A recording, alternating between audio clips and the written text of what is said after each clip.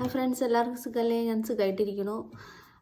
പിന്നെ എന്തൊക്കെയുണ്ട് വിശേഷം? ഞാൻ കുറേ നാളായിട്ട് വീഡിയോ ഒന്നും ചെയ്യാറില്ല. ഇപ്പോൾ കുറച്ച് ആയി പഠിക്കാനൊക്കെ തീരുമാനിച്ച്. അപ്പം അതുകൊണ്ട് ഞാനിപ്പോൾ അധികം വീഡിയോ ഒന്നും ചെയ്യണില്ല. അങ്ങനെ പോയിക്കൊണ്ടിരിക്കുക, കുറച്ച് സമയക്കുറവൊക്കെ കൊണ്ട്. പിന്നെ ഇപ്പോൾ വന്നതെന്ന് വെച്ചിട്ടുണ്ടെങ്കിൽ ക്യാൻസറിൻ്റെ ആഫ്റ്റർ എഫക്റ്റ് കീമോ ചെയ്തതിന് ശേഷം ഇന്ന് എന്തൊക്കെയാ മാറ്റങ്ങൾ ഉണ്ടായെന്ന് പറയണമല്ലോ.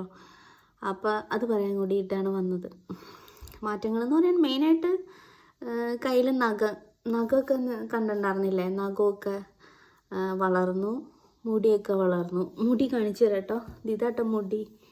ഇതിങ്ങനെ ഈ പറഞ്ഞ കാര്യം നല്ല സായിബാബേനെ കൂട്ട് ഇങ്ങനെ മുടിയായതുകൊണ്ടാണ് ഞാനിങ്ങനെ തൊപ്പി വെച്ചേക്കണേ.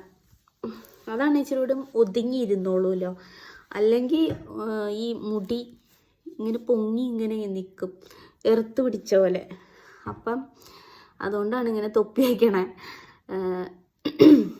പിന്നെ പുരുകമൊക്കെ നന്നായിട്ട് വളർന്നു.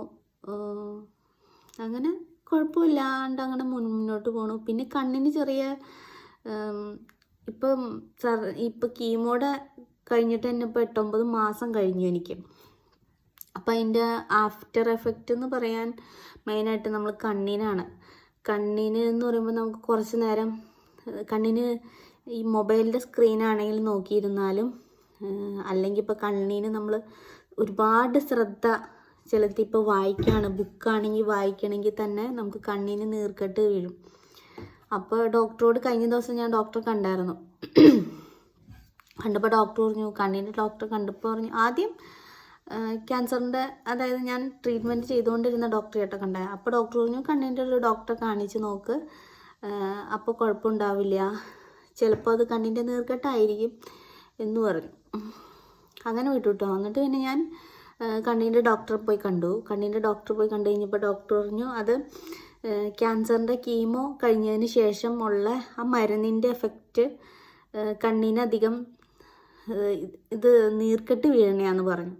ആ ഞരമ്പുകൾക്കൊന്നും അത്ര സാധാരണ പോലെയല്ല, വീക്കായിരിക്കും. അപ്പോൾ അതുകൊണ്ട് ഫുഡിലും കൺട്രോൾ ചെയ്ത് നന്നായിട്ട് പോവുക, നല്ല നല്ല ഭക്ഷണങ്ങൾ കണ്ണിന് വേണ്ടിയിട്ടുള്ള വെയിൻസിനൊക്കെ നന്നായിട്ടുള്ള ഫുഡ് കഴിക്കാം. പിന്നെ പറഞ്ഞു സ്ക്രീൻ, അതായത് മൊബൈലിൻ്റെ സ്ക്രീൻ അധികം നോക്കാതിരിക്കുക. പിന്നെ ബുക്ക് വായിക്കുമ്പോൾ ഗാഢമായിട്ട് നോക്കാതിരിക്കുക. അല്ലെങ്കിൽ കുറച്ച് നാൾ കഴിയുമ്പോൾ ഇയാൾക്ക് തിമിരവും അങ്ങനെ ഒന്നും വന്നിട്ടില്ല, പ്രായമുണ്ട് എങ്കിൽ പോലും അതിൻ്റെ ഒരു സ്റ്റേജ് വന്നിട്ടില്ല കണ്ണട വയ്ക്കാൻ പാകത്തിന്. അല്ലെങ്കിൽ കണ്ണിൽ നിന്ന് കുറച്ചുകൂടെ ഈ കണ്ണിനീരൊക്കെ വരുംതോറും കണ്ണട വയ്ക്കാനായിട്ട് കാഴ്ചയുടെ പവർ കുറയും. അപ്പം കണ്ണട വയ്ക്കാതിരിക്കണമെങ്കിൽ ഇയാൾ നല്ല രീതിയിൽ ഫുഡൊക്കെ കഴിച്ച് ബോഡി മെയിൻറ്റെയിൻ ചെയ്ത് പോവുക. പിന്നെ സ്ക്രീൻ ടൈം കുറയ്ക്കുക. ബുക്ക് വായിക്കുമ്പോൾ കാതമായിട്ട് വായിക്കാതെ കുറച്ച് സമയമൊക്കെ എടുത്തിട്ട് ബുക്കൊക്കെ നോട്ടൊക്കെ വായിക്കുക എന്നൊക്കെ പറയാം. അതാണ് ഈ ലേറ്റസ്റ്റ് ഡോക്ടറെ കണ്ടപ്പോൾ ഉണ്ടായ കാര്യങ്ങൾ കേട്ടോ. അപ്പം അങ്ങനെ കുറേ കാര്യങ്ങൾ ഡോക്ടർ പറഞ്ഞു. അതിൻ്റെ രീതിയിലാണ് ഇപ്പോൾ മുമ്പോട്ട് പോയിക്കൊണ്ടിരിക്കണേ. അപ്പം ഇതൊക്കെ ഉണ്ടാവും. ക്യാൻസറിൻ്റെ ട്രീറ്റ്മെൻറ്റ് കഴിഞ്ഞ് കഴിഞ്ഞാൽ ആഫ്റ്റർ എഫക്റ്റായിട്ട് ഇതൊക്കെ ഉണ്ടാവും എന്നും കൂടി പറയാൻ വേണ്ടിയിട്ടാണ് ഞാനിപ്പോൾ ഈ വീഡിയോ ചെയ്തത്. അങ്ങനെ ഇത്രയൊക്കെ ഉള്ളൂ. Okay, thank you.